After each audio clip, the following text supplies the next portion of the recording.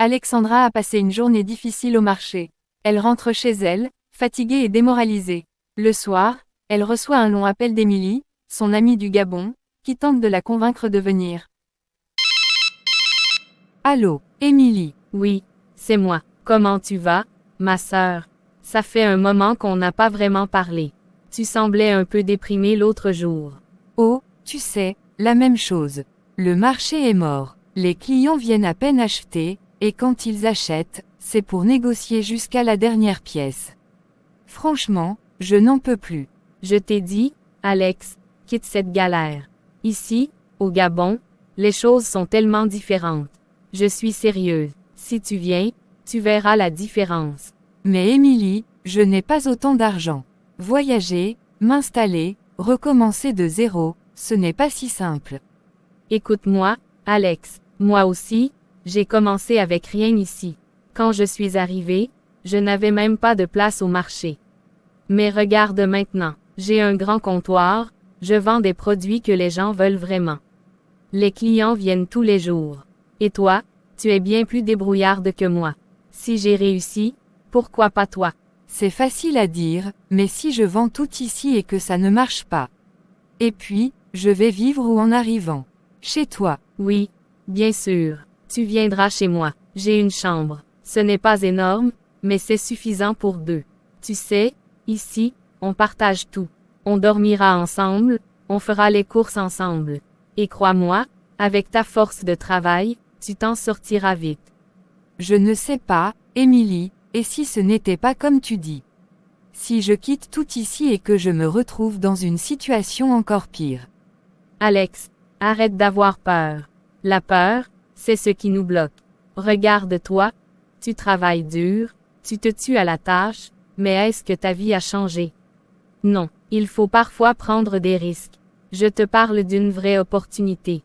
Ici, au Gabon, il y a de l'argent, des clients, des chances de réussir. Tu veux passer toute ta vie à vendre des tomates dans un petit comptoir? Non, bien sûr que non. Mais, il y a des jours où je me dis que peut-être, ça s'améliorera. Que je dois juste être patiente. Ma sœur, la patience, c'est bien. Mais si tu attends que les choses changent toutes seules, tu peux attendre toute ta vie. Moi, je te donne une chance. Une vraie chance. Viens ici, et je te promets que tu ne le regretteras pas. Tu es sûr? Tu penses vraiment que je peux réussir là-bas? Alex, je ne te mentirai jamais. Tu me connais. Depuis qu'on est petite, est-ce que je t'ai déjà trahi? Tu es comme ma sœur. Si je te dis que tu peux réussir, c'est parce que je le crois. Je veux que toi aussi, tu aies une vie meilleure. Je veux qu'on soit ensemble et qu'on s'entraide. D'accord. Peut-être que tu as raison. Mais il faut que je vende tout ce que j'ai ici d'abord. Et puis, il faudra que je trouve un moyen de voyager. Oui, fais ça, vends ce que tu peux. Et pour le voyage, on trouvera une solution. Je peux t'aider à trouver un bus ou un transport qui ne coûte pas trop cher. N'attends pas trop longtemps, hein.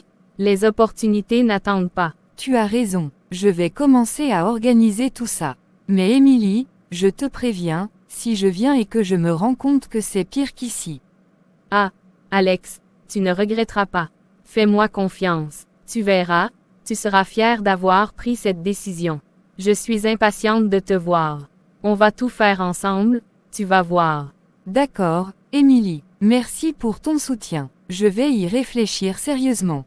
On se reparle bientôt. Super, je compte sur toi. Et n'oublie pas, ici, c'est une nouvelle chance pour toi. Allez, à bientôt. Alexandra raccroche. Elle reste assise, pensive, regardant autour d'elle. Le silence de sa petite maison lui semble plus pesant que jamais. Elle murmure pour elle-même. Une nouvelle chance, peut-être que c'est ça qu'il me faut. Alexandra arrive enfin à Libreville après un long voyage. Émilie vient la chercher à la gare routière. Les deux amies se retrouvent avec enthousiasme. Mais Alexandra découvre rapidement que la réalité ne correspond pas tout à fait aux attentes qu'Émilie avait laissé entendre. Alexandra descend d'un bus surchargé, portant ses sacs, visiblement fatiguée. Elle cherche des yeux son amie Émilie. Où est-elle? Elle m'avait dit qu'elle viendrait me chercher, j'espère qu'elle n'a pas oublié. Alex, je suis là. Par ici. Émilie, enfin, je te vois. Mon Dieu, quelle galère ce voyage. Je croyais qu'on n'arriverait jamais. Tu es là, c'est tout ce qui compte. Bienvenue à Libreville. Alors, comment s'est passé le trajet? Horrible, le bus était bondé, et il y avait un bébé qui pleurait tout le long. Mais peu importe, je suis enfin ici. Tu n'as pas idée à quel point je suis soulagée. Ah, c'est ça, le voyage. Mais ne t'inquiète pas, maintenant tu es avec moi. Tout ira mieux. Allez, viens, on va rentrer. Tu dois être épuisé. Oui, mais, Libreville, ça a l'air tellement différent de Yaoundé. C'est grand, c'est vivant, mais où est le taxi? On ne prend pas une voiture. Et, pas vraiment. On va marcher un peu. C'est juste à côté. Et puis, tu sais, ici, il faut économiser. Prendre un taxi pour chaque petit déplacement, ça finit par coûter cher. D'accord, mais tu avais dit que tu avais un grand comptoir. Il est où? Et ton appartement, c'est comment? J'ai hâte de voir tout ça. Ah, Alex, tu sais, les choses ne sont pas toujours aussi simples qu'on les imagine. Oui, j'ai un comptoir, mais il n'est pas si grand que ça. Et ma chambre? C'est une chambre, quoi? Pas un grand appartement. Mais on s'arrange, hein? C'est déjà mieux qu'à Yaoundé, non? Quoi? Attends, tu veux dire que tout ce que tu m'as dit au téléphone, ce n'était pas tout à fait vrai? Pas exactement, mais écoute, Alex, je t'ai fait venir parce que je sais qu'ensemble, on peut s'en sortir. Toi et moi, on est fortes. Et puis, tu verras, on peut faire beaucoup ici si on travaille dur. Tu aurais pu me le dire. J'ai tout laissé derrière moi en pensant que la vie serait meilleure ici. Maintenant, je dois recommencer de zéro. Et c'est exactement ce qu'on va faire, Alex. Commencer de zéro. Tu verras, ça va marcher. Fais-moi confiance. Allez, viens, on est presque. C'est ici que tu vis. Oui, ce n'est pas grand-chose, mais c'est chez moi. Enfin, chez nous, maintenant. On va partager. Une seule pièce. Et ton comptoir, il est où? Tu m'avais dit que tu avais un grand espace au marché. Oui, enfin, ce n'est pas aussi grand que je te l'avais laissé croire. Mais il fonctionne, c'est le principal. On pourra y travailler toutes les deux. Regarde, demain je t'y emmène. Tu verras par toi-même. Émilie, pourquoi tu ne m'as pas dit la vérité? Pourquoi me faire croire que tout allait bien ici? Parce que je sais que tu avais besoin d'un changement. Et franchement, même si ce n'est pas parfait ici, c'est mieux qu'à Yaoundé, non. On va s'entraider, Alex. Je te promets qu'on va s'en sortir. Je n'en suis pas si sûre, mais bon, je suis là maintenant. Autant essayer. C'est l'esprit. Tu verras, on va trouver des solutions. Demain, on commence une nouvelle vie. Alexandra, seule dans la chambre, après qu'Émilie soit partie chercher de la nourriture. Une nouvelle vie, est-ce que j'ai vraiment fait le bon choix? Tout semble si compliqué déjà. Mais bon, je n'ai plus le choix. Il faut que ça marche. Il le faut vraiment. Alexandra s'est installée à Libreville et a commencé à partager la vie quotidienne avec Émilie. Elles travaillent ensemble au comptoir d'Émilie. Mais les affaires sont loin d'être prospères. Leur situation devient de plus en plus difficile, et Alexandra commence à questionner ses choix. Émilie, on est ici depuis ce matin et on a vendu quoi? 2 paquets de sel et une poignée de condiments. Comment est-ce que tu fais pour tenir? Je te l'avais dit, Alex, ce n'est pas toujours facile. Il y a des jours où on vend beaucoup et d'autres où on galère comme ça. C'est la vie du marché. Mais tu m'avais dit que les affaires marchaient bien ici. Je pensais qu'on allait faire de l'argent, qu'on allait avoir une vie meilleure. Je ne savais pas que je venais pour vivre la même misère qu'à Yaoundé. Alex, je ne t'ai jamais promis que tout serait parfait. Oui, je t'ai peut-être fait rêver un peu. Mais c'est parce que je croyais en toi, en nous. Si on travaille dur, on peut s'en sortir. Tu ne peux pas tout abandonner juste parce que les choses sont difficiles. Facile à dire. Moi, j'ai tout vendu pour venir ici. Il ne me reste rien. Si ça ne marche pas, je n'ai même pas de quoi rentrer chez moi. Et moi, tu crois que je roule sur l'or? Je fais ce que je peux. Regarde, on a un toit, on mange, c'est déjà ça. Il faut être patient. Un client s'approche timidement du comptoir. Bonjour. C'est combien les tomates? C'est 200 francs le kilo, monsieur. 200 francs, c'est cher. Je vais chercher ailleurs. Tu vois, même quand quelqu'un s'arrête, il trouve ça trop cher. Comment on est censé survivre avec ça? Non Alex, ça ne sert à rien de se plaindre.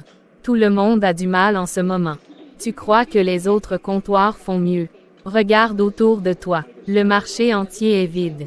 Je sais, mais ça n'enlève pas le fait que je me sens piégée ici. Je pensais qu'en venant au Gabon, ma vie allait changer. Mais là, j'ai juste l'impression de m'être mise dans une situation encore pire. Les deux amis rentrent après une longue journée au marché. Émilie s'assoit sur le lit pendant qu'Alexandra regarde par la fenêtre. Tu es trop silencieuse, Alex. Tu vas continuer à bouder toute la soirée. Je ne boude pas, je réfléchis, je pense à tout ce que j'ai laissé derrière moi, et je me demande si j'ai fait le bon choix. Encore ça, Alex. Arrête de te torturer. Tu es ici maintenant. Tu ne peux pas passer ton temps à regretter. Il faut qu'on avance. Mais avancer comment? Tu dis toujours qu'il faut travailler dur, qu'il faut être patiente, mais rien ne change. On travaille toute la journée, on mange à peine, et on dort dans une petite chambre. C'est ça, avancer. Tu crois que c'est facile pour moi. J'ai fait tout ce que j'ai pu pour t'aider, pour te donner un nouveau départ. Mais tu agis comme si c'était de ma faute que les choses soient difficiles. Si tu veux partir, pars. Mais ne reste pas là à me reprocher tout ça. Je ne te reproche rien, Émilie. C'est juste que, je suis fatiguée. Fatiguée de cette vie de lutte constante. Je voulais tellement croire que ça pouvait être différent ici. Je sais, Alex, je sais, mais on doit se battre. Regarde, on peut trouver d'autres moyens de gagner de l'argent. Peut-être élargir notre comptoir, vendre d'autres produits, ou même chercher un autre travail. Mais on ne peut pas abandonner. Et si ça ne marche pas, Émilie? Si on fait tout ça et qu'on reste au même point? Alors on trouvera autre chose. L'important, c'est de ne pas perdre espoir. Regarde-moi, Alex, tu n'es pas seul. On est ensemble dans cette galère. Et crois-moi, on va s'en sortir, peu importe le temps que ça prendra. Merci, Émilie. Je ne sais pas ce que je ferais sans toi. On est des battantes, Alex. Et tu verras, un jour, on repensera à tout ça et on rira. Mais pour l'instant, on doit rester forte. La scène se termine avec Alexandra, qui regarde Émilie avec un mélange d'espoir et d'inquiétude. Les deux amis s'allongent sur le lit, partageant un moment de silence chargé d'émotions, alors que la nuit tombe sur Libreville. La précarité persistante pousse Émilie à proposer une idée risquée pour améliorer leur situation. Alexandra, déjà tourmentée par ses choix, se retrouve face à un dilemme moral. Le dialogue explore les tensions croissantes entre les deux amis et les débuts de leur glissement vers une voie périlleuse. Alex, tu sais, je pense qu'on ne peut pas continuer comme ça. Enfin, tu dis ça, mais on fait quoi? On n'a pas d'autre choix. Si on arrête le comptoir, on aura même plus de quoi manger. Il y a toujours des choix, Alex. Mais parfois, ces choix ne sont pas ceux qu'on aimerait faire. Qu'est-ce que tu veux dire? C'est quoi cette histoire de choix? Écoute-moi bien, je connais quelqu'un qui peut nous aider. Mais, ce n'est pas gratuit. Et ce n'est pas quelque chose qu'on peut prendre à la légère. Quelqu'un? Quel genre de personne? Et pourquoi est-ce que ça sonne si bizarre? C'est un homme, un féticheur. Beaucoup de gens vont le voir quand ils sont désespérés. Il peut faire des choses qui changent ta vie. Un féticheur? Émilie, tu plaisantes, là. Tu veux qu'on s'implique dans ce genre de truc? Moi, je ne veux rien avoir à faire avec ces choses-là. Alex, regarde autour de toi. Regarde où on en est. On travaille comme des esclaves, on dort dans une pièce minuscule, et on ne voit aucune issue. Si on continue comme ça, on va finir par perdre tout espoir. Est-ce que c'est vraiment ce que tu veux? Mais ce n'est pas une solution, Émilie. Jouer avec ces choses-là, c'est dangereux. Tu sais bien que ça peut mal tourner. Et puis, on parle de quoi? De magie, de sacrifice. Je refuse. Tu refuses? Mais tu fais quoi à la place? Tu as une meilleure idée. Moi, je ne vois pas d'autre option. Tu penses que les gens riches qu'on croise sont devenus riches en restant honnêtes. Le monde ne fonctionne pas comme ça, Alex. Alors quoi? Tu veux qu'on vende nos âmes? Qu'on fasse quoi, exactement? Dis-le-moi. Non, ce n'est pas vendre nos âmes. C'est demander un coup de pouce. Le féticheur peut nous aider à attirer des hommes riches. Des hommes qui pourraient changer nos vies. Ce n'est pas un crime, Alex. C'est juste, se donner une chance. Attirer des hommes riches. Tu crois vraiment que c'est ça, la solution? Et après, on leur doit quoi en échange? Et si ça tourne mal? Rien n'est sans risque, Alex. Mais regarde-moi dans les yeux et dis-moi honnêtement. Est-ce que tu es heureuse de la vie qu'on mène maintenant? Parce que moi, je n'en peux plus. Non, je ne suis pas heureuse. Mais ça ne veut pas dire que je vais me jeter dans n'importe quoi. Ces choses-là, ça finit toujours mal, Émilie. Je te demande juste d'y réfléchir. Viens avec moi. On va voir le féticheur, on écoute ce qu'il a à dire. Si tu ne te sens pas à l'aise, on n'aura qu'à partir. Mais au moins, donne-toi la chance d'entendre une autre option. Et si on regrette? Si on se met dans quelque chose qu'on ne peut pas contrôler? Parfois, Alex, il faut prendre des risques pour changer sa vie. Je ne te demande pas de décider maintenant. Juste, réfléchis, pense à tout ce qu'on pourrait avoir. Silence dans la pièce. Alexandra regarde par la fenêtre, plongée dans ses pensées. Émilie reste silencieuse, respectant son hésitation. D'accord, on ira le voir, mais je ne promets rien. Je veux juste entendre ce qu'il a à dire. Merci, Alex. Tu verras, on ne le regrettera pas. J'espère que tu as raison, Émilie. J'espère que tu as raison. La scène se termine sur Alexandra, pensive et inquiète, tandis qu'Émilie semble soulagée d'avoir convaincu son amie. Un sentiment de tension plane dans l'air, annonçant les conséquences à venir. Alexandra, après beaucoup d'hésitation, accepte finalement de suivre Émilie chez le féticheur. Cette scène met en lumière la confrontation d'Alexandra avec l'inconnu, ses doutes croissants, et les instructions inquiétantes du féticheur. Le dialogue est chargé de tension, d'incertitude et de mystère. Entrez, approchez. Pourquoi êtes-vous venu? Quel est le problème que vous cherchez à résoudre? Nous sommes venus chercher de l'aide, grand maître. La vie est difficile, nous voulons réussir, avoir une vie meilleure. Et toi, tu es silencieuse. Parle, que veux-tu? Je ne sais pas. C'est Émilie qui a insisté pour qu'on vienne. Moi, je ne suis pas sûre. Ah, les sceptiques. Vous voulez des résultats, mais vous avez peur des moyens. Très bien, je vais vous expliquer. Ici, je ne force personne. Vous êtes libre de partir. Mais si vous restez, vous devez obéir à mes instructions sans poser de questions. Émilie, je ne sais pas si c'est une bonne idée. Tout ça me met mal à l'aise. Fais-moi confiance. Alors, dites-moi, que cherchez-vous exactement? De l'argent, le pouvoir, ou un homme riche pour vous sortir de la misère? Un homme riche, quelqu'un qui peut changer nos vies, nous donner une vraie chance. Un homme riche, homme. C'est possible, mais tout a un prix. Êtes-vous prête à payer? Quel genre de prix? On ne veut pas faire de mal à quelqu'un. On veut juste une vie meilleure. Le mal, le bien, ce sont des concepts humains. Ici, il s'agit d'équilibre. Vous demandez quelque chose à l'univers, et l'univers demande quelque chose en retour. Écoutez bien mes instructions, car elles sont simples, mais cruciales. On vous écoute, maître. Qu'est-ce qu'on doit faire? C'est toi qui accompliras le rituel. Pas elle, toi, la sceptique. Si tu veux ce que tu désires, tu dois prouver ta détermination. Moi, mais pourquoi pas Émilie? C'est elle qui a eu l'idée. Parce que l'univers ne donne qu'à ceux qui doutent, mais qui osent malgré leur peur. Si tu veux réussir, tu devras affronter tes propres limites. Allez, Alex, fais-le. C'est pour nous deux. Tu peux y arriver. Silence. Voici ce que tu devras faire. Trouve un cimetière, la nuit. Cherche une tombe, mais pas n'importe laquelle. Elle doit appartenir à quelqu'un qui n'était ni trop vieux ni trop jeune. Une personne née dans les années 1980 ou 1990. Tu comprendras en lisant les pierres tombales. Un cimetière. Pourquoi? Pourquoi je dois aller là-bas? Tu ne veux pas d'un homme riche. La richesse vient avec un lien aux âmes qui ont quitté ce monde. Tu dois uriner sur la tombe de cette personne pour sceller le pacte. Ensuite, prends un peu de terre de cette tombe et apporte-la-moi. Non, non, non. C'est insensé. Je ne peux pas faire ça. Aller dans un cimetière. Faire ça sur une tombe. C'est de la folie. Alex, respire. Ce n'est pas si terrible. C'est juste un rituel. Personne ne te verra. On peut y aller ensemble. Comment tu peux être aussi calme, Émilie?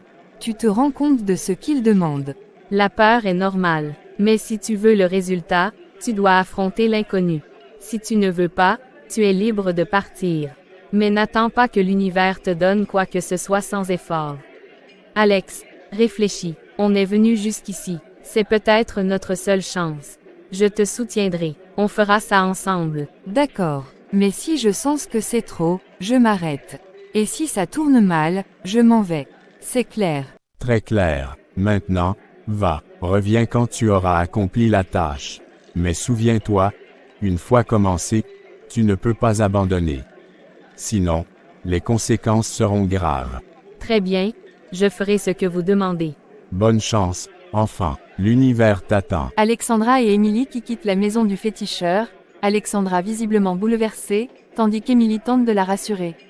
Ce dialogue met en évidence le dilemme moral d'Alexandra, la pression exercée par Émilie, et l'atmosphère mystique et oppressante du féticheur. Il prépare le terrain pour la suite des événements, où les décisions prises auront des conséquences irréversibles.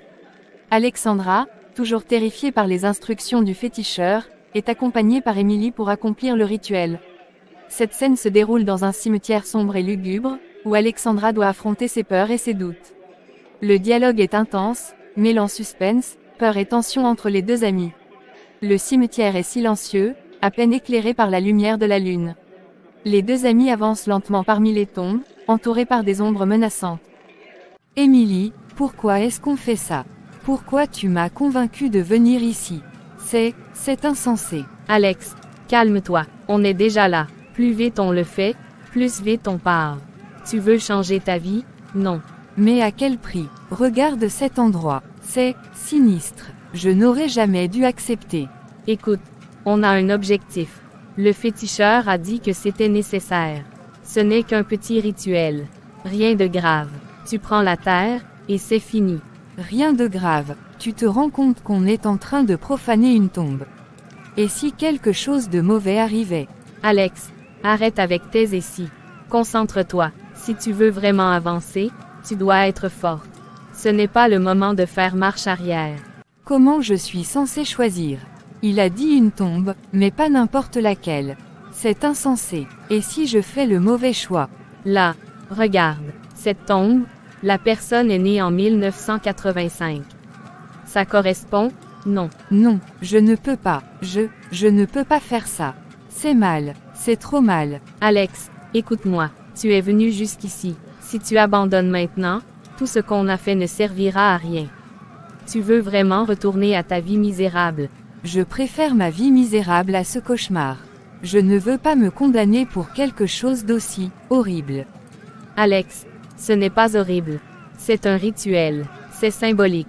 Le féticheur sait ce qu'il fait. Fais-lui confiance. Fais-moi confiance. Pourquoi ça doit être moi? Pourquoi est-ce que ce n'est pas toi qui fais ça? Parce que c'est toi qui as besoin de ce changement, Alex. Moi, je t'accompagne, mais c'est ton chemin. Tu dois prendre cette décision. Je ne sais pas si je peux. J'ai l'impression qu'on me regarde, qu'il y a quelque chose ici. Tu as peur, je le sais. Mais la peur ne doit pas te contrôler. C'est maintenant ou jamais. Fais-le, et tu verras que tout ira bien. D'accord, mais reste près de moi. Je ne veux pas être seule. Je suis là, je ne bougerai pas. Alexandra avance vers la tombe indiquée par Émilie. Elle regarde la pierre tombale, lisant les inscriptions, ses mains tremblant. Je suis désolée, je suis tellement désolée. Allez, Alex, fais-le vite. Alexandra, tremblant, suit les instructions. Elle urine sur la tombe, puis ramasse un peu de terre dans un sachet. Elle se redresse, les larmes coulant sur ses joues. C'est fini, je l'ai fait. On peut partir maintenant. Oui, c'est fini. Tu as été courageuse, Alex. Tout ira mieux maintenant. Un bruit sourd se fait entendre, comme un souffle. Alexandra se retourne brusquement, le cœur battant. Qu'est-ce que c'était? Tu as entendu ça? Probablement le vent. Ne t'inquiète pas, on s'en va. Non, Émilie. C'était quelque chose, quelqu'un. Je le sens. Viens, ne regarde pas en arrière. C'est fini, on part. Elle quitte le cimetière rapidement, Alexandra jetant des regards nerveux autour d'elle, tandis qu'Émilie garde un air calme mais tendu. J'ai fait une erreur, Je sens que j'ai fait une énorme erreur. Non, Alex, tu as fait ce qu'il fallait. Tout ira bien. Fais-moi confiance. Elles disparaissent dans la nuit, laissant le cimetière derrière elles, mais un sentiment d'inquiétude et d'inconnu plane lourdement. Ce dialogue reflète le conflit interne d'Alexandra, la détermination d'Emily, et l'atmosphère oppressante du cimetière. Il marque un tournant où Alexandra dépasse ses limites, mais laisse présager les conséquences inquiétantes de ses actes. Emily, je n'arrête pas de penser à ce qu'on a fait. Je ne me sens pas bien. Et si c'était une erreur? Alex, arrête. Tu te fais trop de soucis. Tu as suivi les instructions. Maintenant, laisse l'univers faire son travail. Mais et si ça ne marche pas? Et si, quelque chose de mauvais nous arrive? Tu es toujours aussi pessimiste. Fais-moi confiance. Les choses vont changer. Tu verras.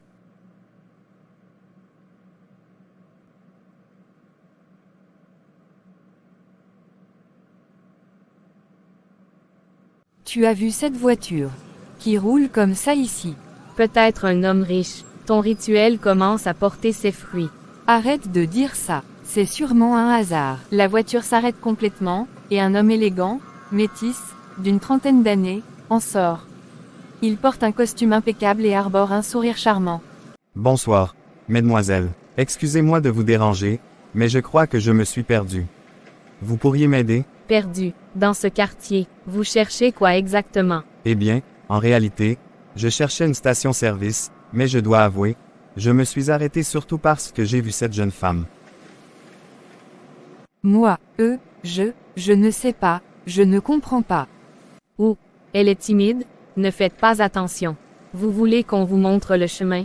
Pas besoin. Si cela ne vous dérange pas, j'aimerais discuter un moment avec vous. Vous êtes différente. Il y a quelque chose chez vous. Je ne sais pas, nous sommes juste en train de marcher. Rien de spécial. C'est ton moment. Parle-lui. Il est charmant, et regarde cette voiture. Emily, arrête. C'est gênant. Je ne veux pas vous mettre mal à l'aise. Si cela ne vous dérange pas, peut-être puis-je vous accompagner un peu. Je m'appelle Vincent, au fait. Bien sûr, on ne va pas refuser une compagnie aussi élégante. Moi, c'est Alexandra, et voici Émile. Enchanté, Alexandra. Vous êtes encore plus charmante de près. Mais pourquoi vous vous intéressez à moi? Parfois, on ne sait pas pourquoi on est attiré par quelqu'un. C'est comme une force invisible. Vous ne ressentez pas ça, vous? Je ne sais pas. Je suppose que je ne suis pas habituée à ce genre d'attention. Émilie, ne dis pas ça, on ne le connaît même pas. Je comprends votre prudence, Alexandra. Mais je suis sincère. Si vous êtes d'accord, j'aimerais vous inviter à dîner. Pas ce soir, bien sûr. Quand vous serez prête. Peut-être, je ne sais pas. Arrête de réfléchir. Dis oui, tu n'as rien à perdre. Je ne veux pas vous presser. Voici ma carte. Prenez votre temps. Quand vous serez prête, appelez-moi. Je serai honoré de passer du temps avec vous. D'accord, merci. Merci à vous. Je vais vous laisser, mais j'espère vous revoir bientôt. Bonne soirée, mesdemoiselles. Vincent retourne à sa voiture et part doucement. Alexandra reste figée, regardant la carte dans sa main. De retour dans leur chambre, Alexandra et Emily discutent de ce qui vient de se passer. Alex, c'était incroyable. Tu as vu ça, une voiture de luxe, un homme charmant, et il n'avait Dieu que pour toi. C'est le début de quelque chose de grand, je te le dis. Je ne comprends pas, Emily. Pourquoi lui? Pourquoi maintenant? C'est comme si tout ça n'était pas réel. Eh bien, peut-être que le rituel a marché plus vite que prévu. Tu devrais être contente. Et si ce n'était pas une bonne chose? Et si, il y avait un prix à payer pour tout ça? Alex, écoute-moi, tu as une chance, une vraie chance. Cet homme pourrait changer ta vie. Alors arrête de douter et saisis cette opportunité. Qui sait, peut-être que c'est exactement ce que tu cherchais. Peut-être, mais j'ai peur, Emily. J'ai peur de ce que ça pourrait signifier. C'est normal d'avoir peur, mais parfois, il faut laisser la peur de côté et avancer. Fais-le, Alex, pour toi. La scène se termine avec Alexandra, assise sur le lit, la carte de Vincent dans les mains. Un mélange d'espoir et de peur se lit sur son visage, alors qu'elle contemple l'avenir. Ce dialogue met en avant le choc initial d'Alexandra face à l'apparition de Vincent, ainsi que l'excitation d'Emily, qui voit en lui une opportunité parfaite. Il laisse entrevoir l'escalade des événements et les questions morales auxquelles Alexandra devra bientôt faire face. Il laisse entrevoir l'escalade des événements et les questions morales auxquelles Alexandra devra bientôt faire face. Alexandra et Vincent ont commencé à se fréquenter. Vincent, généreux et attentionné, commence à inonder Alexandra de cadeaux. Bien que flattée, elle est aussi perplexe face à la rapidité de leur relation et à l'opulence des présents. Elle en parle avec Émilie, qui ne cache pas son enthousiasme. La petite chambre d'Émilie et Alexandra. Alexandra déballe un sac rempli de cadeaux coûteux, des vêtements de marque, des bijoux, et même une enveloppe contenant de l'argent.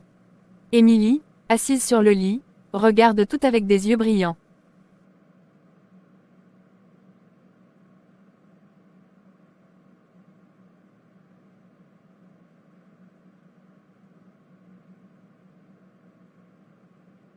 Alex, regarde-moi ça, une bague en or. Tu te rends compte, ce n'est pas tous les jours qu'on reçoit ce genre de cadeau. Je sais, Émilie, mais, c'est trop. On se connaît à peine. Pourquoi ferait-il tout ça pour moi? Parce qu'il t'aime, voyons. Ce genre d'homme, Alex, ne fait pas les choses à moitié. Quand ils veulent quelque chose, ou quelqu'un, ils mettent les moyens. Mais c'est justement ça qui me dérange. Pourquoi moi? Je ne suis personne. Je n'ai rien à offrir en retour. Alex, arrête de te rabaisser. Tu es magnifique, intelligente, et maintenant tu as un homme riche et séduisant qui voit tout ça. Pourquoi tu ne profites pas? C'est juste, trop rapide. Une voiture vient à peine de s'arrêter, et maintenant il m'offre des choses que je n'aurais jamais pu me permettre. J'ai l'impression de vivre un rêve. Ou, un cauchemar. Un cauchemar avec des diamants et des billets de 50 €. Franchement, Alex, si c'est ça un cauchemar, je veux bien être dans le tien. Tu ne comprends pas, Émilie. Et si tout ça avait un prix? Un prix que je ne peux pas encore voir. Encore avec tes doutes et tes essais. Alex, écoute-moi, des chances comme ça n'arrive pas à tout le monde.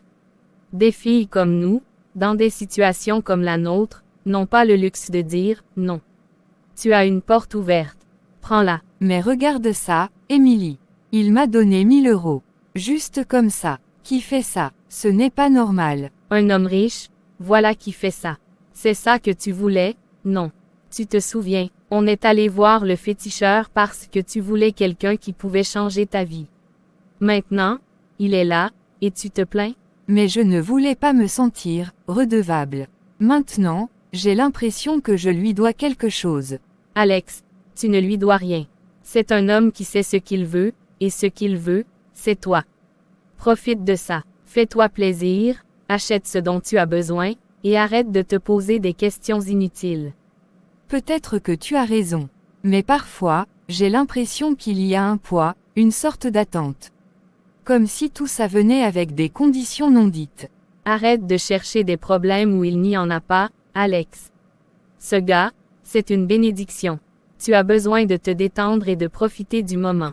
Regarde-moi, si c'était moi à ta place, je serais déjà en train de savourer ma nouvelle vie. Un coup à la porte interrompt leur conversation. Alexandra se lève pour ouvrir. Vincent se tient là, tenant une boîte soigneusement emballée. Bonsoir, Alexandra. Désolé de passer à l'improviste, mais je voulais te donner ça. Vincent, encore. Mais tu n'étais pas obligé. Tu fais déjà tellement pour moi. Je fais ça parce que j'en ai envie, Alexandra. Et parce que tu le mérites. Ce n'est rien, juste une petite attention. Oh là là, un homme attentionné et généreux. Où est-ce qu'on en trouve d'autres comme vous, Vincent? Je suis sûr qu'il y en a, Émilie. Mais ce soir, c'est Alexandra qui m'intéresse.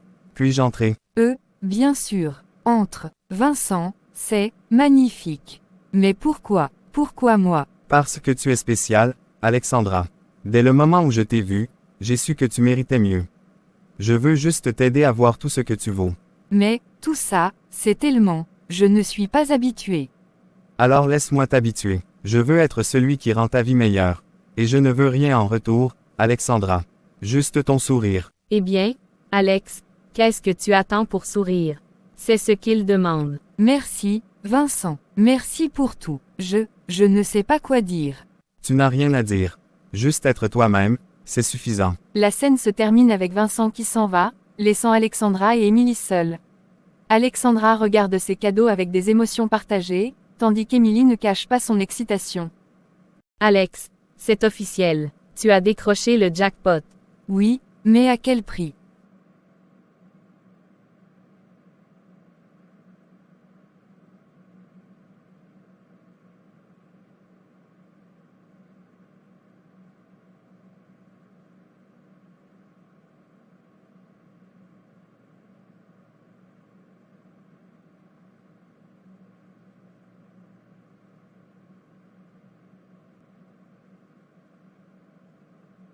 Regarde-toi, Alex. Tu es magnifique. Cette robe, cette dentelle, on dirait une princesse. Non, une reine. Une reine, je ne sais pas, Émilie, j'ai l'impression d'être une intruse dans tout ça. Une fille qui ne devrait pas être là. Qu'est-ce que tu racontes? Ce mariage, c'est le tien. Tu as mérité tout ça. Tu devrais être heureuse, Alex. Arrête de douter de toi. Je sais, mais c'est tellement irréel. Hier encore, j'étais au marché à vendre des condiments, et maintenant, je vais épouser un homme riche dans une cérémonie que je n'aurais même pas osé rêver. Comment tout ça est arrivé? Je vais te dire comment. Tu es belle, tu es intelligente, et tu as saisi ta chance. Vincent a vu tout ça. Il t'aime, Alex. Alors arrête de te poser des questions inutiles et profite du moment. Et si tout ça n'était qu'un rêve? Et si, un jour, il se réveille et se rend compte que je ne suis pas à la hauteur? Arrête ça. Tu es plus que suffisante, Alex. Et regarde tout ce qu'il fait pour toi. Ce genre d'homme, il ne perd pas son temps avec des choses qu'il ne veut pas. S'il t'a choisi, c'est pour une raison. Mademoiselle Alexandra, ceci est un cadeau de Monsieur Vincent. Il m'a demandé de vous le remettre avant la cérémonie. Encore un cadeau, mais, il en a déjà fait tellement. Ouvre vite. Alex, regarde-moi ça. Ce collier doit valoir une fortune. C'est trop, c'est vraiment trop. Il t'aime, Alex. Pourquoi tu continues à te battre contre ça? Accepte-le. Tu as enfin une vie de rêve. Tout le monde n'a pas cette chance. Je sais, mais pourquoi moi? Pourquoi pas une femme de son milieu? Quelqu'un qui comprend tout ça, qui y appartient. Parce que c'est toi qu'il veut, pas elle. Tu as quelque chose de spécial, Alex. Et aujourd'hui, tu vas devenir sa femme. Alors arrête de te poser des questions et savoure chaque instant. Vincent attend à l'hôtel, vêtu d'un costume élégant. Alexandra entre, rayonnante dans sa robe, mais visiblement nerveuse. Tu es ravissante, Alexandra. Tu es encore plus belle que je ne l'imaginais. Merci, Vincent. Tout ça est tellement incroyable. C'est parce que tu le mérites. Aujourd'hui, je veux te montrer à quel point tu comptes pour moi. Plus rien d'autre n'a d'importance. Le prêtre commence la cérémonie, mais Alexandra reste plongée dans ses pensées, écoutant à peine les paroles. Vincent, prenez-vous Alexandra pour épouse, pour l'aimer et la chérir, dans la richesse comme dans la pauvreté, jusqu'à ce que la mort vous sépare. Oui, je le veux. Alexandra, prenez-vous Vincent pour époux, pour l'aimer et le chérir, dans la richesse comme dans la pauvreté, jusqu'à ce que la mort vous sépare. Oui, je le veux. La réception. Les invités félicitent le couple, tandis qu'Alexandra et Vincent dansent au centre de la pièce. Vincent murmure doucement à Alexandra. Es-tu heureuse, mon amour? Tout cela, c'est pour toi.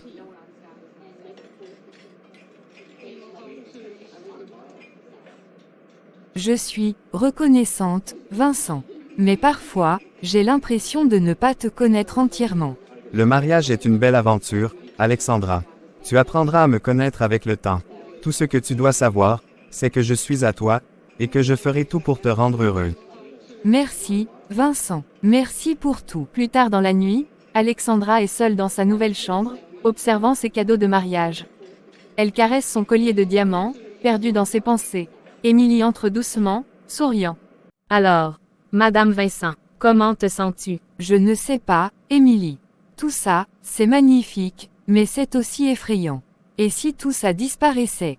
Et si ce n'était qu'un mirage? Alex, rien ne va disparaître. Tu as travaillé dur, tu as traversé des moments difficiles, et maintenant tu es récompensé. Ce n'est pas un mirage, c'est ta vie. Accepte-le. J'espère que tu as raison, Émilie. J'espère vraiment. Un monde où le pouvoir et les âmes se négocient. Où les désirs des hommes deviennent des marchandises. Après leur mariage, Vincent installe Alexandra dans une magnifique maison, bien plus grande que tout ce qu'elle aurait pu imaginer. Cependant, dès sa première nuit dans cette maison, Alexandra ressent une atmosphère étrange. Elle découvre des aspects dérangeants de son environnement et de son mari, et elle partage ses inquiétudes avec Émilie.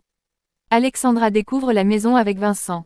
Elle marche dans un grand salon, émerveillée par les hauts plafonds, les meubles luxueux, et les décorations élégantes. Vincent, souriant, la guide. Bienvenue chez toi, Alexandra. Tout cela est à toi maintenant. Tu peux faire ce que tu veux ici. C'est magnifique, Vincent. Mais, c'est tellement grand. Juste pour nous deux, c'est presque trop. Rien n'est trop grand pour toi, mon amour. Je veux que tu sois à l'aise, que tu te sentes comme une reine. Cette maison, c'est notre havre de paix. Merci, Vincent. Mais, je ne sais pas, il y a quelque chose dans cette maison. C'est différent. Ne t'inquiète pas, mon cœur. C'est juste parce que c'est nouveau pour toi.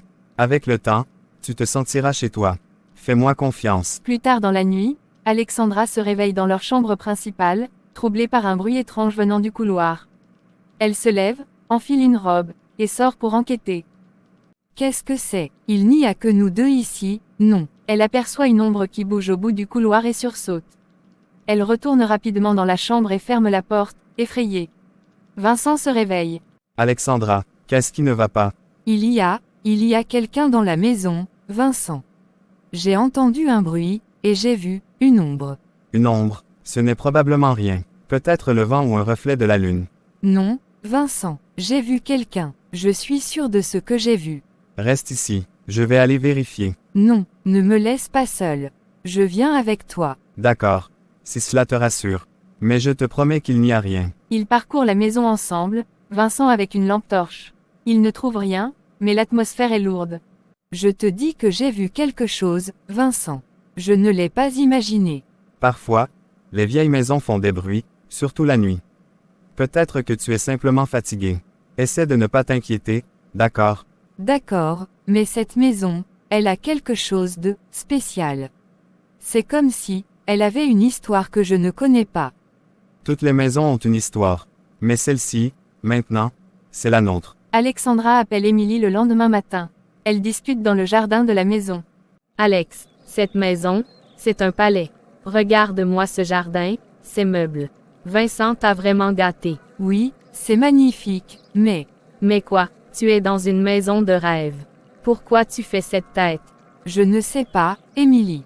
Cette maison, elle me met mal à l'aise. La nuit dernière, j'ai entendu des bruits. J'ai vu une ombre. Et, il y a quelque chose dans l'air ici. Comme si, quelque chose n'allait pas. Alex, tu te fais des idées. Tu es juste impressionné par tout ça. C'est normal. Tu n'es pas habitué à ce genre de vie. Non, Émilie, ce n'est pas ça. Je ressens une présence. Comme si cette maison avait des secrets. Et Vincent, parfois, j'ai l'impression qu'il ne me dit pas tout. Tu viens de te marier. Il te faut du temps pour t'habituer à lui et à tout ça. Peut-être que tu te laisses trop influencer par ton imagination. Détends-toi, profite de ta nouvelle vie. Et si cette maison avait quelque chose de sombre? Je n'arrête pas de penser que tout ça, c'est trop beau pour être vrai. Alex, arrête. Tu es marié à un homme merveilleux, tu vis dans une maison de rêve. Si tu continues à chercher des problèmes, tu risques de tout gâcher. Fais-moi confiance, tout ira bien. Je l'espère, Émilie. Je l'espère vraiment. Alexandra seule dans le salon tard dans la nuit. Elle entend à nouveau des bruits étranges, cette fois plus forts. Elle décide de suivre le son, qui semble venir du sous-sol. La porte du sous-sol est entr'ouverte, une lumière vacillante en émerge. Vincent, c'est toi. Pas de réponse. Elle descend lentement les escaliers, son cœur battant à tout rompre. Alexandra commence à avoir des nuits agitées dans sa nouvelle maison.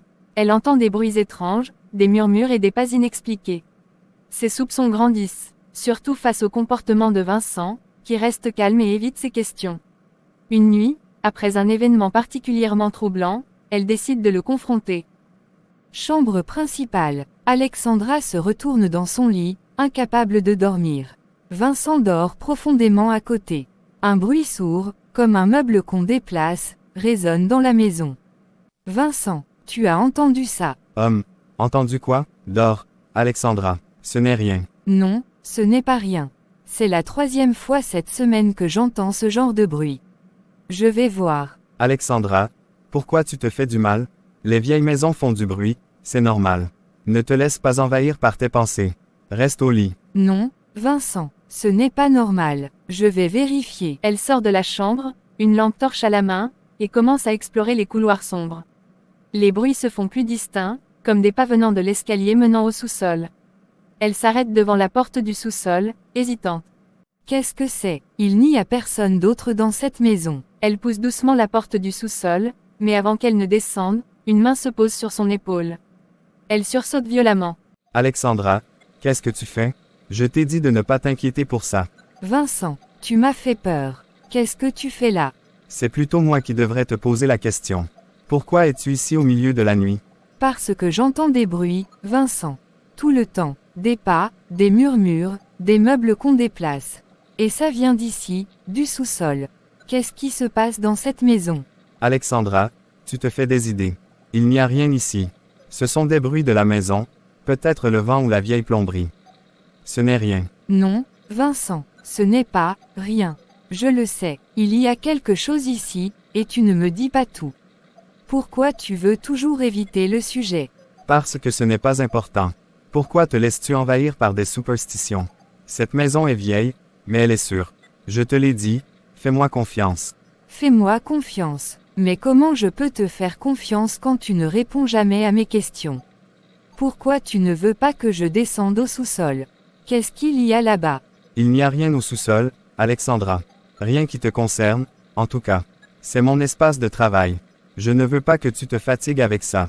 Ton espace de travail, en pleine nuit. Pourquoi tu travailles en cachette? Qu'est-ce que tu fais, Vincent?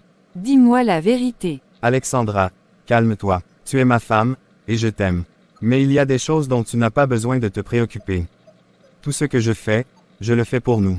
Pour nous, tu appelles ça m'aimer, me laisser dans l'ignorance, dans cette maison qui me donne froid dans le dos. Vincent, je ne reconnais plus rien ici. Même toi. Écoute-moi, Alexandra, je ne te cache rien d'important.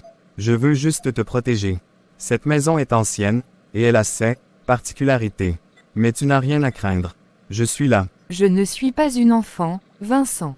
Si tu veux que je me sente en sécurité, commence par être honnête avec moi. Quelle particularité? De quoi parles-tu? Des histoires. Des choses que les gens racontent sur la maison. Mais ce sont juste des légendes, Alexandra. Rien de réel. V. Des légendes. Et tu ne pensais pas que j'avais le droit de savoir. Qu'est-ce que tu me caches d'autre? Je te promets que tu n'as rien à craindre. Fais-moi confiance. Si quelque chose te dérange, je m'en occuperai. D'accord. D'accord, mais je te préviens, Vincent. Si j'entends encore ces bruits, je vais chercher des réponses moi-même. Peu importe ce que tu dis. Très bien, Alexandra. Fais comme tu veux. Mais souviens-toi, certaines réponses ne valent pas toujours la peine d'être trouvées.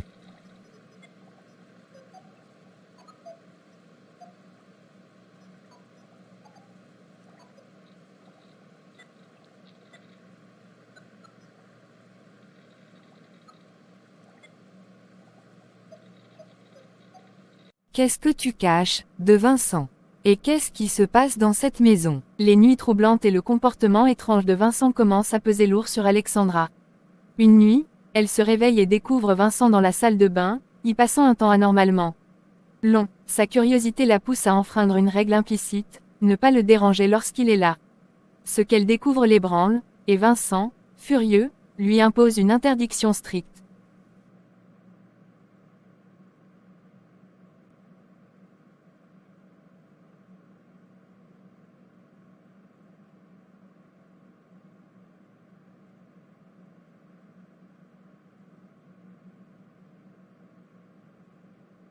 Encore. Mais qu'est-ce qu'il fait là-dedans à cette heure-ci?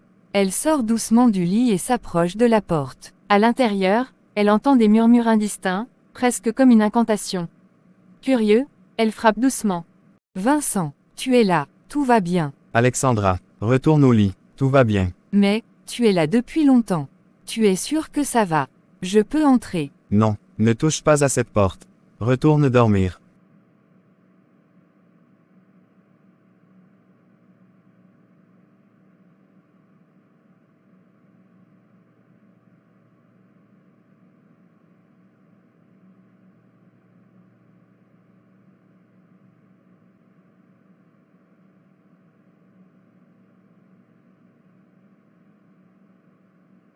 Vincent, qu'est-ce que tu fais?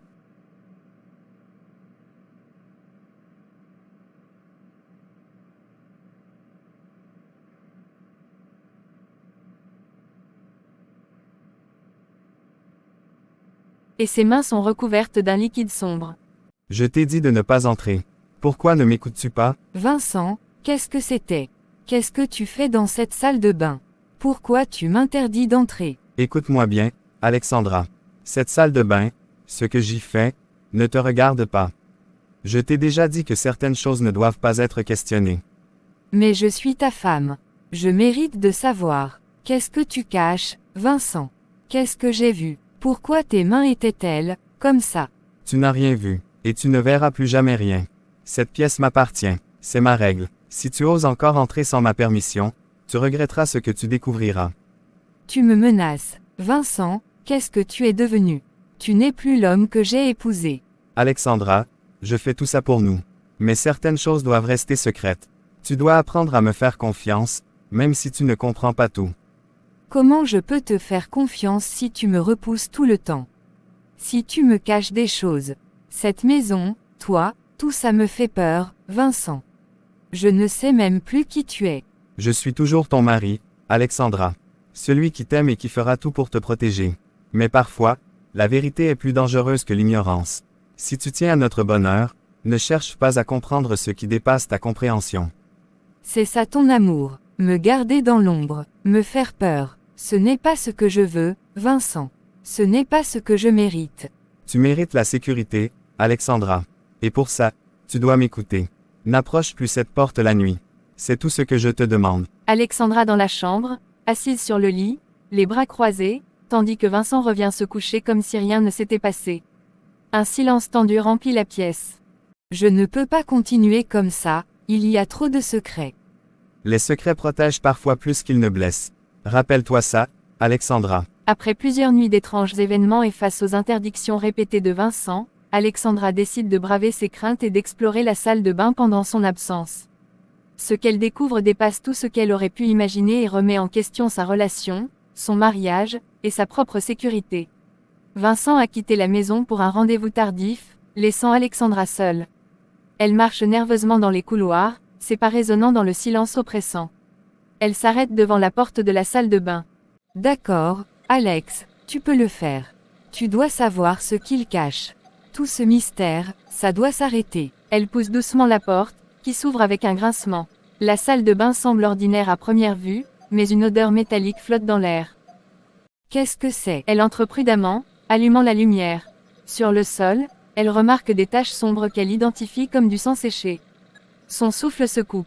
Mon Dieu, c'est quoi ça? Elle s'approche du lavabo, où elle trouve des objets étranges, des récipients contenant des liquides sombres, des plumes et des morceaux de tissu. Sur le miroir, des symboles sont dessinés avec une substance rougeâtre. Non, non, ce n'est pas possible. Pas lui. Un bruit sourd se fait entendre derrière elle. Elle se retourne brusquement et voit Vincent debout dans l'encadrement de la porte, son visage figé dans une expression glaciale. Je t'avais dit de ne pas entrer ici, Alexandra. Qu'est-ce que c'est, Vincent? Explique-moi, pourquoi il y a tout ça? Qu'est-ce que tu fais dans cette pièce? Ce n'est pas ce que tu crois. Mais tu ne devrais pas être ici. C'est dangereux, Alexandra. Dangereux, c'est toi qui es dangereux. Tu m'as menti. Tout ce temps, tu cachais ces choses. Qu'est-ce que tu fais, Vincent? C'est quoi ce sang? Ces symboles? Tu voulais la vérité, n'est-ce pas? Mais la vérité a un prix. Es-tu prête à l'entendre? Non, non, je ne veux pas entendre ça. Je veux juste que tu me dises que c'est un malentendu, que tout ça n'est rien. Dis-moi que ce n'est pas ce que je pense. Je ne peux pas, parce que ce que tu vois, c'est bien réel. Tout ce que j'ai fait, c'est pour nous, Alexandra. Pour te donner cette vie, cette maison, cette richesse. Rien de tout ça n'est venu sans sacrifice. Sacrifice, qu'est-ce que tu veux dire? Tu as fait quoi, Vincent? Réponds-moi. J'ai utilisé des moyens que tu ne peux pas comprendre. Des moyens, anciens, pour obtenir ce que nous avons. Mais ces moyens nécessitent des rituels, des engagements. C'est un équilibre. Tu voulais une vie meilleure, n'est-ce pas? Eh bien, je te l'ai donnée. Pas comme ça, pas avec du sang, des incantations, je ne voulais pas ça. Je ne savais pas que j'épousais quelqu'un comme toi. Quelqu'un comme moi, Tu ne comprends rien, Alexandra. Tout ce que j'ai fait, je l'ai fait par amour. Mais tu es trop aveuglée par ta peur pour le voir. Je dois partir. Je ne peux pas rester ici. Non, tu ne peux pas partir. Pas maintenant. Tu sais trop de choses. Tu me retiendrais. Tu me ferais du mal. Vincent, je suis ta femme. C'est justement parce que tu es ma femme que je veux te protéger. Mais tu dois comprendre que certaines vérités ne peuvent pas être oubliées. Maintenant que tu sais, tu fais partie de tout ça. Je ne voulais pas faire partie de ça. Je ne voulais que toi, pas cette horreur. Alexandra, écoute-moi. Tout ce que je te demande, c'est de me faire confiance. Arrête de chercher des réponses. Laisse-moi m'occuper de tout. Retourne dans notre chambre et oublie ce que tu as vu. Je ne peux pas cette fois. Je veux des réponses, Vincent. Tout, ou je m'en vais. Alors tu viens de signer un pacte que tu ne peux pas rompre, Alexandra. Mais ne dis pas que je ne t'ai pas prévenu. Alexandra s'effondre sur le sol, submergée par l'émotion, tandis que Vincent quitte lentement la salle de bain, laissant la porte grande ouverte derrière lui. Elle regarde autour d'elle, ses mains tremblant, alors que les symboles sur le miroir semblent presque pulser sous la lumière. Après la découverte terrifiante dans la salle de bain, Alexandra tente de s'éloigner de Vincent et de la maison. Mais Vincent, conscient de ce qu'elle a vu et de ce qu'elle sait, refuse de la laisser partir. Leur confrontation met en lumière la nature véritable de leur relation, et Alexandra réalise qu'elle est peut-être prisonnière d'un monde qu'elle ne comprend pas. Alexandra est assise sur le canapé, les mains tremblantes, tenant une valise à moitié remplie à ses pieds. Vincent entre calmement, ses pas résonnant dans la pièce. Il s'arrête devant elle. Tu comptes aller où, Alexandra? Loin d'ici, loin de toi. Je ne peux pas rester dans cette maison, avec toi. Et qu'est-ce que tu espères accomplir? Tu penses vraiment que tu peux partir? Que tu peux juste m'abandonner? Ce n'est pas un abandon, Vincent. Je me sauve de toi, de cette maison, de tout ce que tu caches. Je ne peux plus vivre comme ça. Tu crois vraiment que c'est aussi simple? Que tu peux me tourner le dos et t'en aller? Non, Alexandra. Ce n'est pas comme ça que ça fonctionne. Pourquoi je ne pourrais pas partir? Tu me retiendrais ici contre mon gré. Qu'est-ce que tu vas faire? Me menacer? Menacer? Non. Je n'ai pas besoin de te menacer, Alexandra. Mais tu dois comprendre que tu fais partie de tout ça maintenant. Ce n'est pas une cage. C'est un pacte. Et ce pacte ne peut pas être rompu. Un pacte. Je n'ai jamais rien accepté, Vincent. Je ne t'ai jamais demandé tout ça. C'est toi qui as pris ces décisions, pas moi. Ne sois pas si naïve, Alexandra. Depuis le début, tu savais que je n'étais pas comme les autres. Tu voulais une vie meilleure, n'est-ce pas? Tu as accepté ce mariage, cette maison, cette richesse. Tu as accepté, moi. Tu ne peux pas tout rejeter maintenant. Mais je ne savais pas. Je ne savais pas que ça impliquait du sang, des rituels, des secrets terrifiants. Si j'avais su, je ne t'aurais jamais suivi. Et maintenant que tu sais, que comptes-tu faire? Partir, raconter à quelqu'un, crois-moi, Alexandra, personne ne te croira. Et même si tu essayais, cela ne finirait pas bien. Pas pour toi. C'est une menace, alors. Tu me ferais du mal si j'essayais de partir. C'est ça ton amour. Ce n'est pas une menace. C'est un fait. Ce monde dans lequel tu es entré n'est pas le tien. Il a ses propres règles, ses propres conséquences. Si tu pars, Alexandra, tu ne seras pas en sécurité. Pas de moi, mais des forces que nous avons invoquées. Des forces. Tu te caches derrière des excuses, Vincent. Tu veux juste me garder ici, sous ton contrôle. Tu ne comprends rien. Tout ce que j'ai fait, je l'ai fait pour nous. Mais ce pouvoir, ce pacte, exige un équilibre. Si tu brises cet équilibre, Alexandra, tu seras la première à en payer le prix. Le prix, qu'est-ce que ça veut dire? Qu'est-ce qui va m'arriver si je pars? Je ne veux pas que tu le découvres. Reste ici, accepte ce que je suis, ce que nous sommes devenus. C'est le seul moyen de rester en vie, et ensemble. Mais ce n'est pas une vie, Vincent. C'est une prison, et je ne veux pas être enfermé ici, avec des secrets et des choses que je ne comprends pas. Je veux être libre. Alexandra, s'il te plaît. Je t'aime. Tout ce que je fais, je le fais pour toi. Ne me force pas à te perdre. Ne me force pas à te protéger d'une manière que tu ne pourrais pas comprendre. Je ne sais pas quoi faire, Vincent. Je suis tellement perdu. Alors reste. Fais-moi confiance. Laisse-moi m'occuper de tout. Et surtout, ne cherche pas à fuir. Parce que si tu essaies, je ne pourrai pas te sauver. Alexandra, seule dans sa chambre, fixe la valise qu'elle n'a pas osé emporter. Elle regarde par la fenêtre, perdue dans ses pensées, tandis que la silhouette de Vincent apparaît dans l'ombre du couloir. Une tension palpable remplit l'air. Ce dialogue met en évidence l'escalade des tensions entre. Après l'intense confrontation avec Vincent et les menaces voilées, Alexandra est au bord du désespoir. Elle décide de confier ses peurs et les étranges découvertes dans la maison à son amie Émilie. Cette confession est un moment crucial où Alexandra cherche du réconfort, mais elle découvre que même Émilie pourrait ne pas être entièrement de son côté. Alexandra est assise à une table, ses mains tremblant légèrement alors qu'elle joue avec sa tasse de thé. Émilie arrive, souriant, et s'assied en face d'elle. Alex, ça fait tellement longtemps. Qu'est-ce qui se passe? Tu avais l'air tellement pressé au téléphone. Tout va bien? Non, Émilie, rien ne va. Je ne sais plus quoi faire. Quoi? Qu'est-ce qui ne va pas? Est-ce que c'est Vincent? Est-ce qu'il te fait du mal? Pas physiquement, non, mais c'est compliqué. Il y a des choses que je ne comprends pas dans cette maison. Des choses qui me font peur. Des choses? Quelles choses?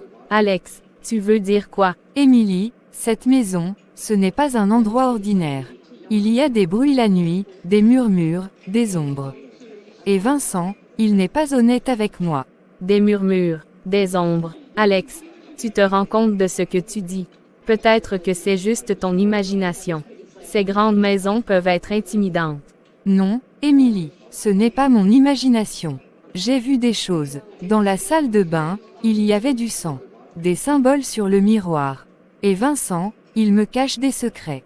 Il refuse de répondre à mes questions. Et pire encore, il m'a interdit de quitter la maison. Attends, il t'a interdit de partir. Alex, c'est sérieux. Si c'est vrai, tu dois appeler la police. Non, ce n'est pas si simple. Il m'a dit que je faisais partie d'un pacte. Que si je partais, je serais en danger. Pas seulement à cause de lui, mais à cause de quelque chose de plus grand. Des forces, il a dit. Des forces, tu veux dire quoi? Il parle de magie ou quelque chose comme ça. Alex, tu m'inquiètes. Est-ce que tu es sûr que tu ne te laisses pas influencer par tout ça? Écoute-moi, Émilie, ce que je te dis est vrai. Je ne suis pas folle. Je suis piégée dans cette maison avec un homme que je ne reconnais plus. Et je ne sais pas comment m'en sortir. D'accord. Alors, qu'est-ce que tu veux faire? Tu veux partir, te cacher, on peut trouver une solution ensemble. Je ne sais pas, Émilie. J'ai peur. Si je pars, il m'a dit que je ne serai pas en sécurité. Et je le crois, pas parce que je lui fais confiance, mais parce que je ressens quelque chose. Une présence dans cette maison. Comme si elle me retenait. Alex, est-ce que tu penses que tout ça a un lien avec le féticheur? Le rituel qu'on a fait? Le rituel, mais qu'est-ce que ça a à voir avec Vincent? C'était avant de le rencontrer. Je ne sais pas, mais peut-être que ce rituel a attiré quelque chose. Tu voulais une vie meilleure, Alex. Et regarde ce qui s'est passé. Vincent est arrivé, tu t'es marié, tu vis dans une maison luxueuse, mais à quel prix? Tu crois que tout ça est à cause du rituel. Mais pourquoi tu ne m'as jamais parlé de ça? Parce que je n'étais pas sûre. Et je ne voulais pas te faire peur. Mais maintenant, tout ce que tu me dis, ça me fait réfléchir. Peut-être que ce n'est pas une coïncidence. Alors, qu'est-ce que je fais? Comment je m'en sors? Comment je brise tout ça? Je ne sais pas, Alex. Mais si c'est lié au rituel, peut-être que la seule façon de t'en sortir, c'est de retourner voir le féticheur. Lui seul pourrait savoir ce qui se passe. Retourner là-bas. Non, je ne veux plus rien avoir à faire avec ces choses. Regarde où ça m'a mené. C'est à cause de tout ça que je suis piégée. Alex, écoute-moi. Si tu veux des réponses, tu dois affronter ça. Tu ne peux pas fuir. Pas maintenant. Je t'accompagnerai, mais on doit y aller. C'est ta seule chance. D'accord, je vais y aller. Mais, Émilie, promets-moi que tu ne me laisseras pas seule. Je te le promets, Alex. On va trouver une solution. Ensemble. Alexandra, terrifiée et désespérée, décide de retourner voir le féticheur avec Émilie, espérant des réponses à ses questions. Cependant, le second rendez-vous est encore plus déroutant que le premier, révélant des vérités troublantes et une fatalité qu'Alexandra n'aurait jamais imaginée. Vous voilà de retour. Je savais que ce moment arriverait. Vous saviez. Comment? Le chemin que tu as choisi, enfant, n'est pas linéaire. Ceux qui s'engagent dans de tels pactes finissent toujours par revenir. Mais dis-moi, pourquoi es-tu là cette fois? Je suis perdu. Ma vie, elle n'est pas ce que je pensais. La maison, Vincent, tout, c'est comme si quelque chose de sombre m'entourait. Je veux comprendre, je veux savoir pourquoi. Ah, le doute, la peur, les échos des choix que tu as faits. Tout ce que tu vis, Alexandra, est une conséquence. Conséquence, je ne comprends pas, je n'ai rien demandé de tout ça. Oh, mais si, tu as demandé. Souviens-toi du rituel, souviens-toi de ton désir. Tu voulais une vie meilleure, une vie pleine de richesse, de bonheur, de succès. L'univers a répondu à ton appel. Mais tu as oublié que tout a un prix. Non, ce n'est pas ce que je voulais. Je n'ai jamais demandé, cette maison, ces secrets, ce cauchemar. C'est Vincent, il m'a trompé, il m'a piégé dans tout ça. Vincent n'est qu'un instrument, Alexandra. Il est le résultat de ton choix. Il est apparu parce que tu as ouvert une porte que tu ne peux plus refermer. Alors qu'est-ce que je fais? Comment je sors de ça? Est-ce qu'il y a un moyen de briser ce pacte? Est-ce qu'elle peut tout arrêter? Tout peut être arrêté, mais tout a un coût. Plus le pacte est profond, plus le prix est élevé. Alexandra, es-tu prête à payer? Quel prix? Dites-le-moi. Pour briser le lien qui te retient, tu dois renoncer à tout ce que tu as reçu. Ta maison, ton mariage, et plus encore, ta liberté pourrait en être le prix, car ces forces ne lâchent jamais sans un sacrifice équivalent. Ma liberté, vous voulez dire que je devrais être leur esclave. C'est ça. Peut-être pire, une fois que l'on s'engage sur ce chemin, il est presque impossible de revenir indemne. Mais, il doit y avoir une autre façon.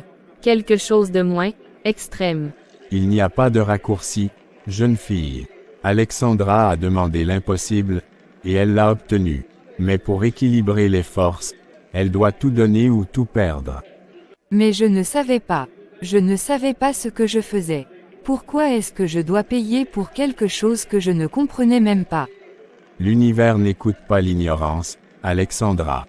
Il répond à l'intention, et ton intention était claire. Maintenant, tu fais face à ses conséquences. Un silence lourd remplit la pièce. Alexandra, submergée par l'émotion, tombe à genoux, les mains couvrant son visage. Émilie se penche vers elle, essayant de la réconforter. Alex, je suis là. On va trouver un moyen. Tu n'es pas seule. Je ne veux plus de cette vie, Émilie.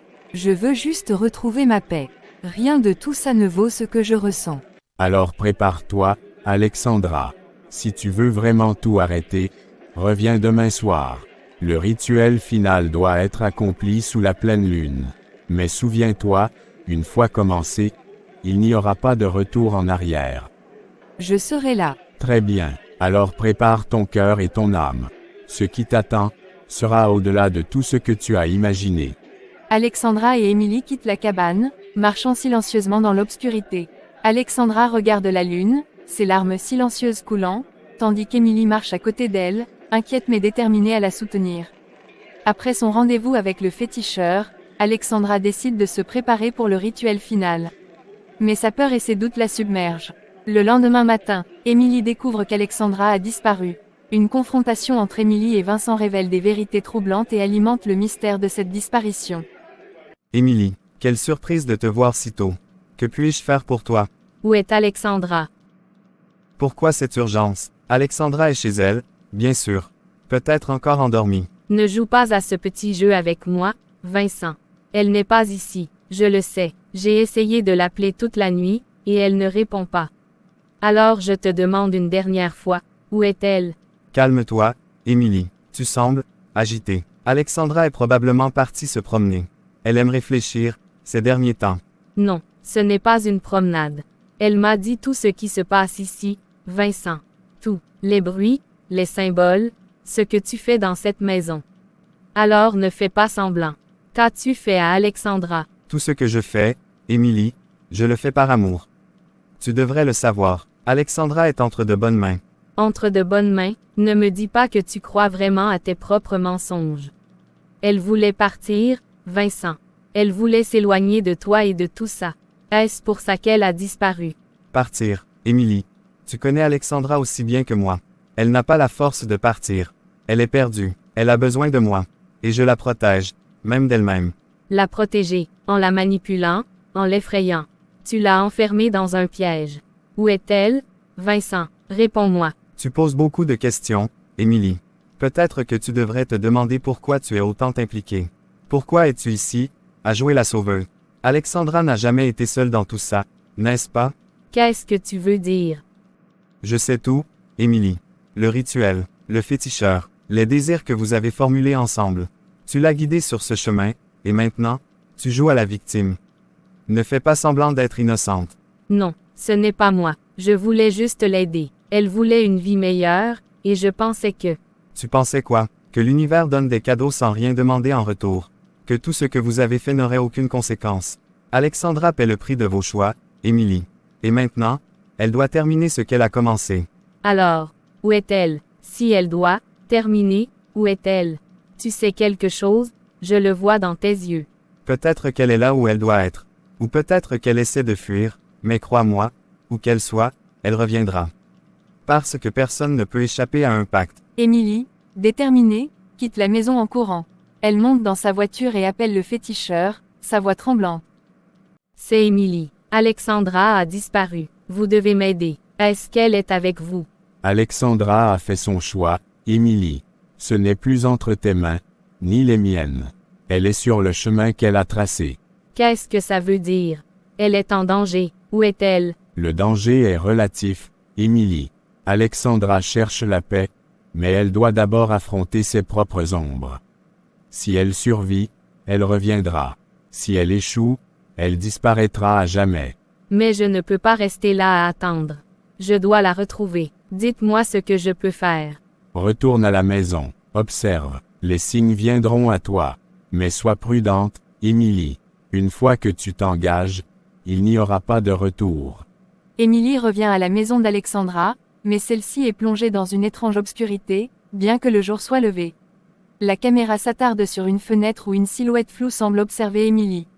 Elle s'arrête net, ses yeux écarquillés de terreur.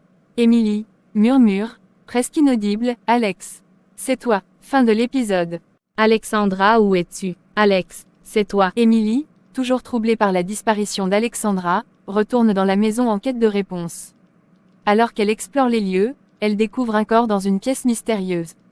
La confrontation avec Vincent atteint son paroxysme, et la vérité macabre de la situation éclate enfin. Alex, si tu es là, dis quelque chose, je t'en prie.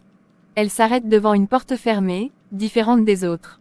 La poignée est froide, et une odeur métallique s'en dégage. Elle hésite, puis pousse lentement la porte, découvrant une pièce sombre et humide. Qu'est-ce que c'est? Quelle est cette odeur? La lumière d'une lampe vacille, révélant un corps étendu sur le sol, à moitié recouvert d'un drap. Émilie s'approche lentement, les larmes aux yeux, jusqu'à ce qu'elle reconnaisse les traits familiers d'Alexandra. Non, Alex, non, non, non, pas toi. Elle tombe à genoux près du corps, tremblant de la tête aux pieds. La porte derrière elle se referme brusquement, et Vincent apparaît dans l'ombre, les bras croisés. Je t'avais dit de ne pas chercher, Émilie. Vincent, qu'est-ce que tu as fait? Comment as-tu pu? C'est Alexandra, c'est ta femme. Alexandra savait ce qu'elle faisait. Elle a choisi ce chemin. Ce n'est pas moi qui l'ai mise ici. Tu mens. Elle voulait s'échapper, elle voulait se libérer de toi. Et toi, tu l'as tuée. Tu crois que je l'ai tuée? Non, Émilie. Alexandra a payé le prix de ses choix. C'est le pacte. L'équilibre devait être rétabli. Arrête de parler de pacte et d'équilibre. C'était une femme, Vincent. Une femme qui t'aimait, qui croyait en toi. Et toi, tu l'as laissée mourir. Je ne l'ai pas laissée mourir. Je l'ai accompagnée. Elle savait que c'était inévitable. Alexandra a fait un sacrifice pour que le reste puisse survivre. Quel reste? Pourquoi? Une maison? Une richesse? Rien ne vaut cette vie, Vincent. Rien. C'est facile de parler quand tu n'es pas celle qui doit faire les choix. Alexandra voulait tout, Émilie. Et tout vient avec un coût. Si elle avait accepté sa place dans cet équilibre, elle serait encore là. Tu n'es pas un homme. Tu es un monstre. Tu ne l'aimais pas. Si tu l'aimais, tu aurais trouvé un autre moyen. L'amour n'a rien à voir avec ça. L'amour, c'est protéger, même au prix de sacrifice. Tu ne comprends pas, Émilie, et tu ne comprendras jamais. Émilie, enragée, prend un objet posé sur une table, une lampe à huile, et la balance contre le mur, éclatant une partie de la pièce dans une lumière vacillante. Je ne laisserai pas cette injustice rester cachée. Les gens sauront ce que tu as fait. Je vais tout révéler. Révélé. À qui? Personne ne te croira, Émilie.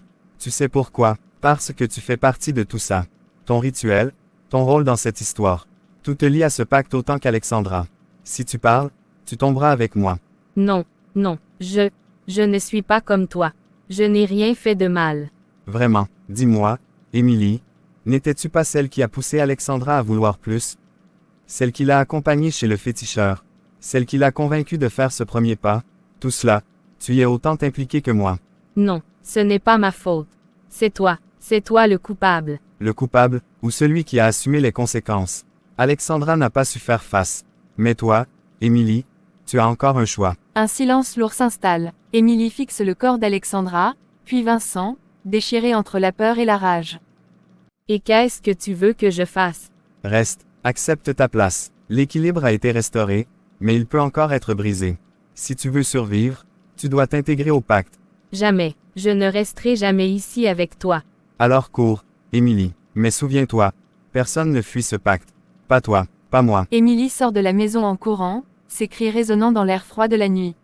La caméra s'attarde sur Vincent, debout dans l'ombre de la pièce, regardant le corps d'Alexandra avec une expression indéchiffrable. Après la découverte du corps d'Alexandra, Émilie, tourmentée et furieuse, décide d'en apprendre davantage sur Vincent et son passé. Elle retourne à la maison pour une confrontation finale. Vincent, calme et énigmatique, dévoile une partie de sa véritable nature, mais garde une aura de mystère autour de ses intentions et de ses actions. Émilie, je savais que tu reviendrais. Ne joue pas à ce petit jeu avec moi, Vincent. Je veux des réponses. Maintenant, qui es-tu vraiment? Tu es venu chercher des réponses, mais es-tu prête à les entendre? Certaines vérités sont plus lourdes à porter qu'on ne l'imagine. J'ai déjà vu Alexandra. J'ai vu ce que tu lui as fait. Rien ne peut être pire que ça. Alors parle. Qui es-tu? Pourquoi tout ça? Pourquoi cette maison? Pourquoi elle? Tu veux toute l'histoire, Émilie? Très bien. Mais sache que ce que je vais te dire va changer la façon dont tu vois le monde, et toi-même. Arrête avec tes énigmes, Vincent. Parle. Je suis ce que vous appelez un passeur. Un pont entre deux mondes. Le monde matériel, que vous connaissez, et un autre. Un monde où le pouvoir et les âmes se négocient. Où les désirs des hommes deviennent des marchandises. Un passeur, tu veux dire? Un genre de sorcier. Un démon. Les mots importent peu, mais oui, si cela te permet de comprendre. J'existe pour faciliter des pactes, des transactions. Alexandra a ouvert une porte lorsqu'elle a fait ce rituel. Et moi, j'étais là pour répondre à son appel. Non, tu mens. Alexandra voulait une vie meilleure, pas tout ça. Pas toi. Et elle l'a eu, n'est-ce pas? La maison, la richesse, le mari parfait. Tout ce qu'elle désirait. Mais rien dans ce monde n'est gratuit, Émilie. Tu devrais le savoir. Après tout, tu étais là au début. Je ne savais pas que ça irait aussi loin. Je voulais juste l'aider. Pas ça. L'ignorance ne te dédouane pas de la responsabilité. Alexandra a payé le prix de ses désirs, et toi, tu en es le témoin. Mais maintenant que tu es ici, Émilie, je te pose une question. Pourquoi es-tu vraiment revenue? Je suis revenue pour des réponses. Pour comprendre comment arrêter tout ça.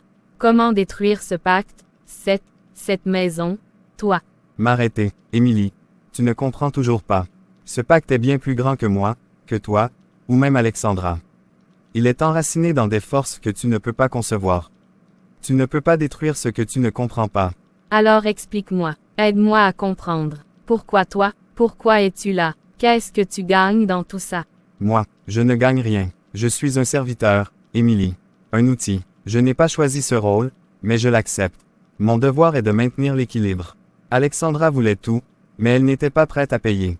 Alors, elle est devenue une offrande. Une offrande. Elle était une femme, Vincent. Pas un objet. Nous sommes tous des objets, Émilie. Des pions sur un échiquier bien plus grand. Toi, Alexandra, moi, nous jouons nos rôles. Mais toi, Émilie, tu as une chance. Une chance de choisir ton rôle avant qu'il ne te soit imposé.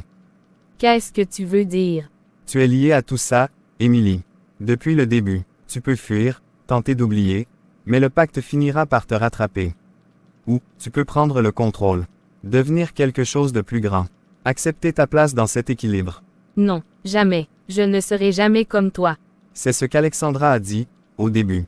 Mais regarde où elle est maintenant. Les choix sont rarement simples, Émilie. Mais ils sont toujours inévitables. Tu ne gagneras pas. Pas avec moi. C'est ce que nous verrons. Mais souviens-toi, le pacte ne meurt jamais. Il trouve simplement un nouveau porteur. Émilie quitte la maison, le visage marqué par la peur et la détermination. Vincent, seul dans son fauteuil, fixe la porte avec un sourire énigmatique, tandis qu'une ombre inquiétante semble se mouvoir derrière lui.